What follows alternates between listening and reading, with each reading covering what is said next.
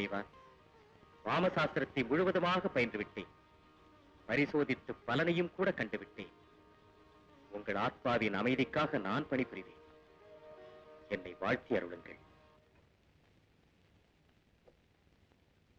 பர்வதகுமாரா, கண்ணா, பர்வதகுமாரா,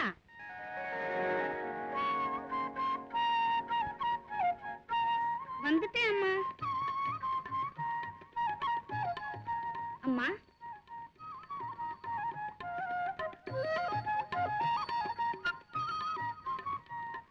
இப்ப நான் பார்த்தா கூட திருஷ்டிப்படுமா?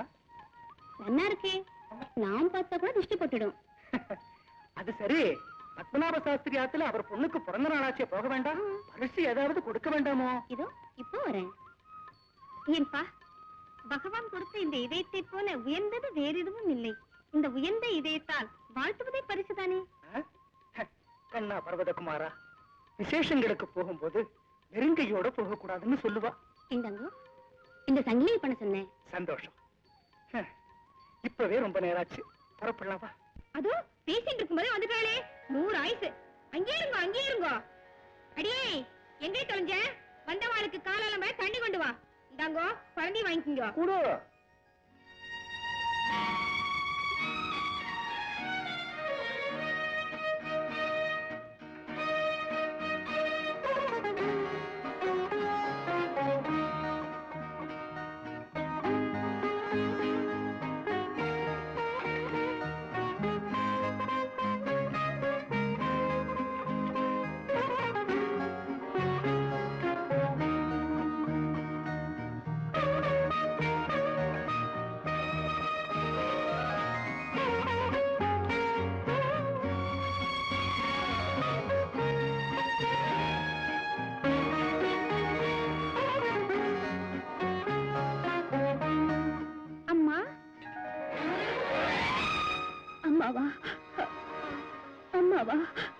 எதற்கம்மா கண்ணீர்? கண்ணீர் இல்லையப்பா, வாழ்க்கையில என்னையும் ஒரு குழந்தை அம்மா என்று கூப்பிட்டதே கேட்ட ஆனந்தம் அப்பா, ஆனந்தம். ஏனப்பா, உன் பேர் என்ன? பர்வதகுமாரா. எந்த பாக்கியவதி பெற்றாளோ. ஐயோ ஐயோ ஐயோ ஐயோ, உன் வாயில பாம்பு கொடுங்க. நீ என் கொண்டை முத்தமிடுறதா? வாடா கண்ணா. ஆனந்தம்மா, காலம்ப தண்ணி தந்தாலே யாரும் அது? யாருமே இல்லையா? அவளை வீட்டுல வேலைக்காரியான வச்சுட்டேன். அப்படியா? பார்க்கும் போதே மரடியாட்டம் இருக்கா. என் பிள்ளை எதுக்காக முத்தமிட்டாளோ? திருஷ்டி போட்டிருக்குமோ என்னமோ. முத்தமிட்டாளா அவ? இருக்கட்டும், அவளை கவனிச்சுக்கிறேன். ஏண்டி, அவ பிள்ளைக்கு திருஷ்டி போட்டு ஏதாவது ஆயிடுச்சுன்னா உன்ன சொல்ல மாட்டாடி. எங்காத்துக்கு வந்தாலும் என்னத்தான் சொல்லுவா. அம்மா இல்ல கேக்குறேன், முத்தமிட்டமெல்லாம் உனக்கு எதுக்குடி? சொன்ன வேலை செஞ்சுட்டு மூலையில விழுந்துக்கிட போடினா. அம்மா பரமேஸ்வரி, 10 மாசம் சுமந்து பிள்ளையும் பெத்த நான் ஒரு மலடியா? தாயே தயாமை, எவ்வளவு காலம் எனக்கு இந்த பரிசோதனை அம்மா? பிரிஞ்சு போன என் புருஷனும் என் பிள்ளையும் எப்போ என்கிட்டே சேருவாம்மா?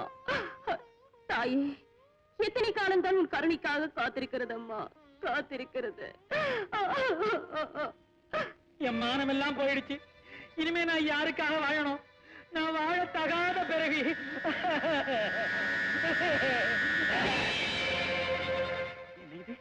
என் கழுத்தில் இருந்த கையலங்கே எல்லாம் மாயமாக இருக்கிறதே. தற்கொலை செய்வது தவறான முடிவு. நான் சாக வேண்டியவன். நான் செஞ்ச பாவத்துக்கு நான் சாக வேண்டிய. என்ன நடந்தது? எப்படி சொல்லுவேன் சுவாமி? நகை வியாபாரத்துக்காக நான் இந்த ஊருக்கு வந்தேன். கலாவதி என்ற தேவதாசியை பார்த்து ஆசைக்கு உணர்ச்சிக்கு அடிமையாகி முதல் நாள் 100 பொற்காசுகள் கொடுத்து போனேன். எதுவும் நடக்காமல் தூங்கி விட்டேன். அடுத்த நாள், அதற்கு பிறகு அடுத்த நாள், இப்படி 6 நாள் தொடர்ந்து போனேன். இருந்த நகையெல்லாம் விற்றேன். நடுத்தருவில் நின்றேன். எந்த முகத்துடன் வீட்டுக்கு போவது? என்றால் கலாவதி உங்களை மோசம் செய்து விட்டாளா? மோசமோ மாயோ எனக்கு தெரியாது. ஆனால் என்னை போல் ஏமாந்தவர்கள் எத்தனையோ பேர் இருக்கிறார்கள். நான் உங்களுக்கு நியாயம் தேடுகிறேன்.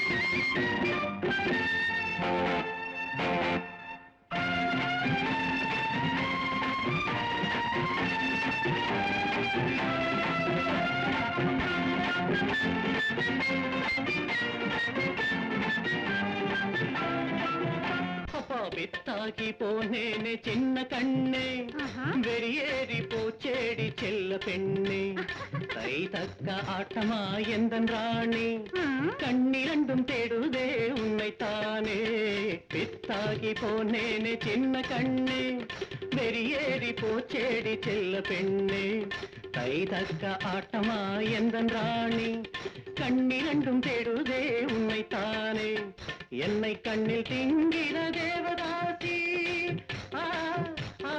தேவதாசி என்னை கண்ணில் திங்கிற தேவதாசி ராமஹரி கிருஷ்ணஹரி நீ சாஞ்சிக்கோ என் மடி சரி சரி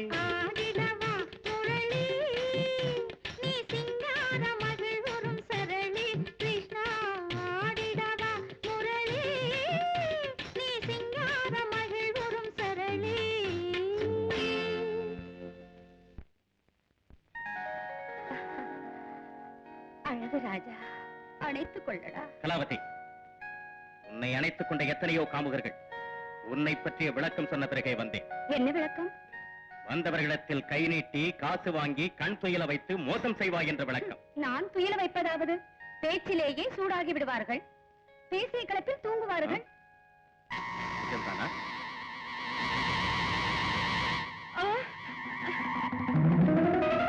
அம்மாமா எழுந்துமா. என்ன என்ன சொல்றேன் என்ன யாரையா நீ என்ன செஞ்சுட்ட? அதை சொல்வதற்குத்தான் வந்தேன்.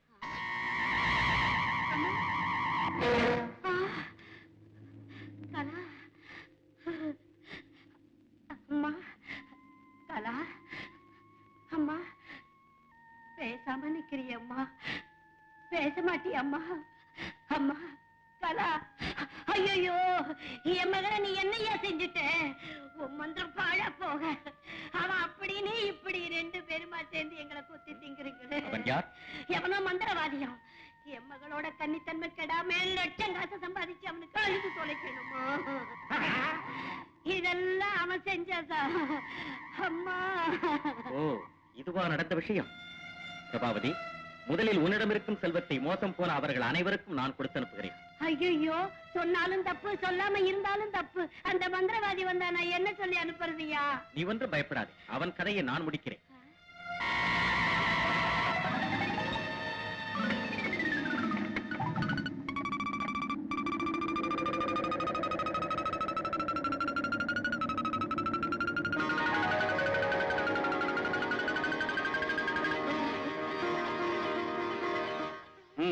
எடுத்து செல்லுங்கள். இனிமேலாவது ஏமாறாமல் இருங்கள்.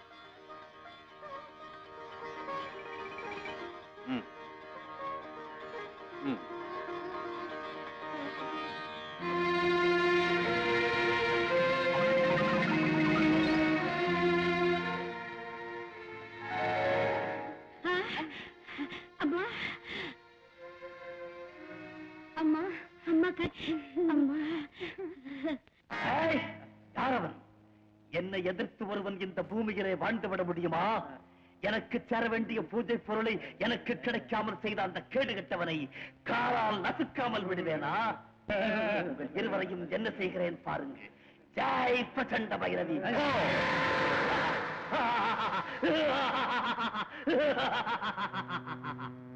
கண்ணாடியே, கலாவதியின் வீட்டிற்கு வந்த அந்த கைகாரன் யார் என்று காட்டிவிடு. ஜெய் பிரச்சண்ட பைரவி. வா. ஜெய் சுனந்தா, உன் வேலையா? இன்றோடு உன் ஆட்டம் முடிந்ததடா மூடா. ஜெய் பிரச்சண்ட பைரவி.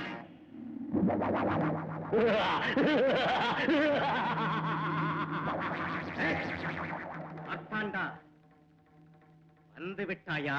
சுனந்தா, அன்று நான் பயன்படுத்திய மந்திர சக்தியால் மாறியவன் இன்று என்னையே எதிர்த்து மோத வருகிறாயா? ஆமாமடா, உன் முடிவை பார்ப்பதற்கு வந்திருக்கிறேன்.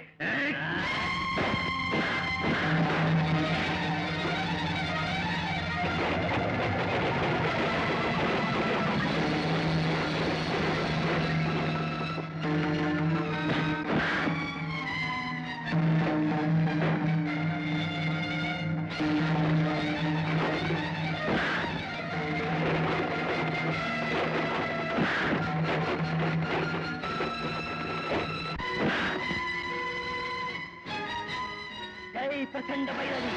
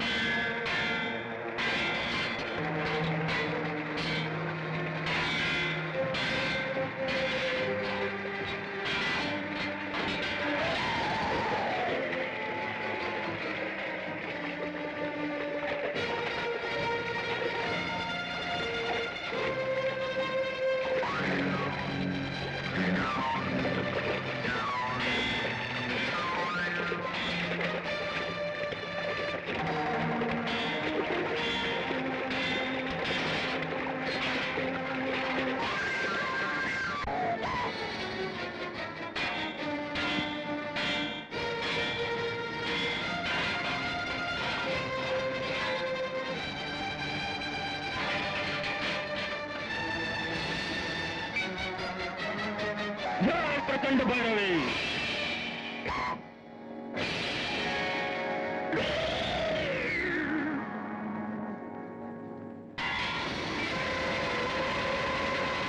ஜெய் பிரச்சண்ட பைரவி.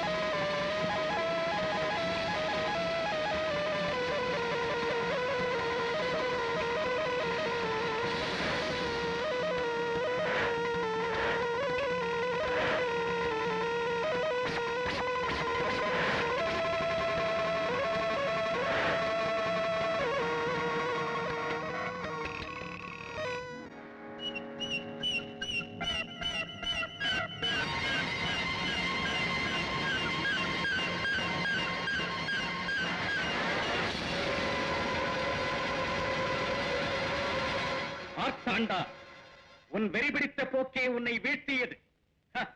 இன்றோடு இவ்வுலகத்திற்கு உன் பாதிப்பு நீங்கிவிட்டது.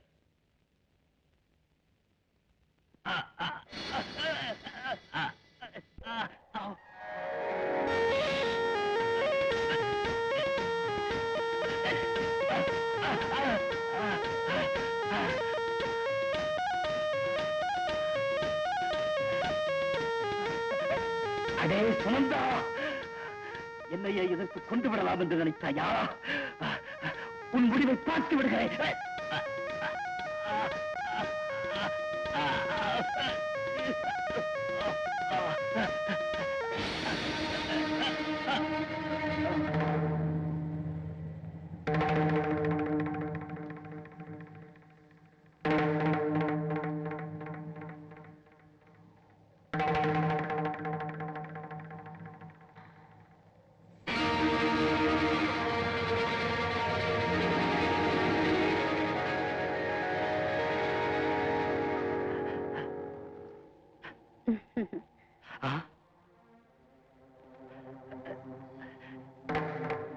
நீ நிலவா?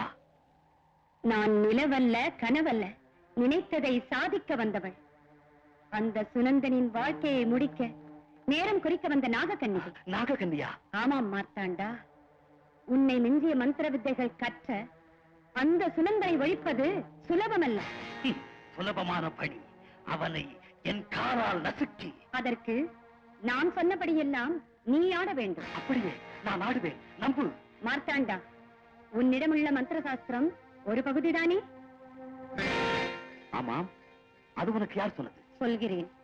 முதற் பகுதியை திருப்பி படித்தால் முன் விளக்கம், முன் விளக்கத்தை திருப்பி படித்தால் மூலம் புரியும் என்று உன் குரு பத்தினி சுனந்தனிடம் சொல்லும் போது செவிமடுத்தேன். அதை கற்றவன் சுனந்தனின் கை ஓங்கிவிட்டது. உண்மை புரிந்தது. உடனடியாக என்னிடமுள்ள சாஸ்திரத்தை திருப்பி படித்து அவனை அழித்து விடுகிறேன். அப்படி அவன் அழிந்த பிறகுதான் எனக்கு நிம்மதி. நாககண்டியா, உனது ஆலோசனைகளுக்கு என்னுடைய நன்றி. கண்டிப்பாக உன்னுடைய கோரிக்கையை நிறைவேற்றுகிறேன்.